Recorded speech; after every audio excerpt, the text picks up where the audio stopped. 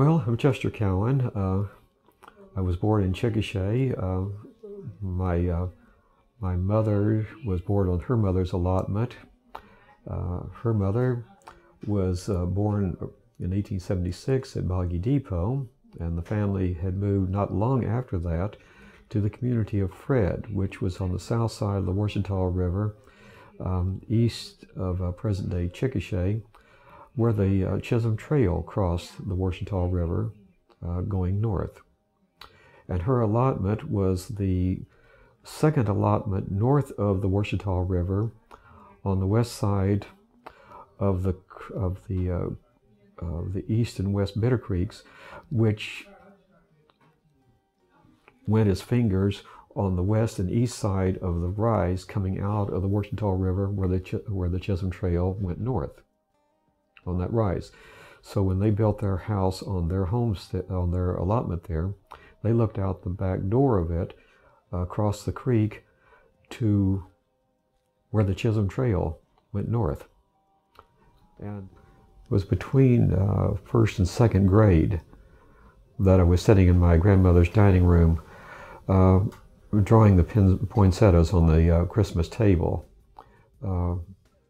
working on that for hours on end, as far as working with pencil and Crayolas and charcoal and so on. Beadwork is really my preferred medium because of it works better with the type of schedule which I run with through time. I like beadwork because you can pick it up, work on it for a short period of time, and resume work on it even if it's quite a while later on without it causing a problem. I also like it because it has a lot of open ground for expression. There are some people that say that a culture speaks with their beads, and I think that that's really very, very true.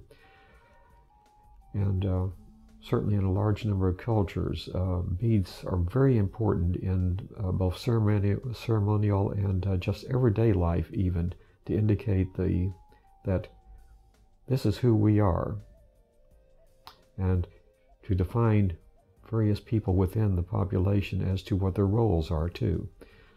So beadwork can be very, very important. And certainly we know that in Choctaw culture, even after the removal to Oklahoma, beads were playing an important part of daily life, especially when there were important gatherings, because the beadwork came out at that point in time and was displayed prominently. I didn't ever consider myself to be, quote, a real high-end artist as such, but I've always enjoyed working in art. But I did start entering some of the Choctaw Nation art competitions a number of years ago. At this point, I've entered, I think, 4 different years. And in that period, I've also won 2 Choctaw Heritage Awards for the beadwork. So I guess I haven't done too badly, considering the number of times I've entered. I do run a pretty heavy schedule doing things other than just beadwork, so but I'm not, how should I say, I'm not out looking for awards, so I'm not trying to compete in all the various shows that I could. But I do enjoy teaching and trying to continue the tradition. I don't know that on beadwork that there's a particular individual that I get inspiration from, because since I tend to work with the older forms of Choctaw beading, my inspiration comes from the examples that they have left behind, the unsigned examples, I might add, that they have left behind. Because that's one of the things about beadwork. It's kind of hard to do a signature. And signatures are something that really kind of comes more out of the European concept of art is owned by the individual. Whereas there's within a large number of societies and groups and tribes, even such as the Choctaw, where the concept is owned by the people, not the individual making it. so much.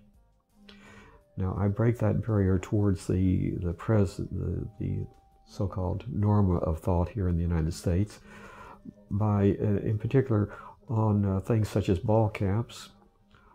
On ball caps that I do, I very, very frequently use this particular little motif.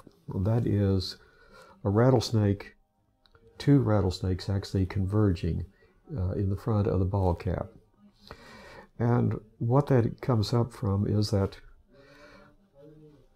one of the legends of origin for the Choctaw people is that we and the Chickasaws were at one point in time the same peoples, migrating out of northern Mexico, coming up through Texas, and waking up every morning in the camp and finding that the center pole was leaning a little bit to the east. And so that day we would go a little bit further east. Well, like the origin myth of coming out of the ground, what this is saying is that as we migrate to a new homeland, we are going towards emerging light.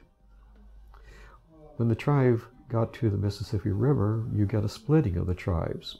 Part stay on one side, part go across. So now then we have two different names. That's kind of, in a way, kind of like the arbitrary thing that happened with the Creek and the Seminole. If you were in Florida, the Spanish called you Seminole.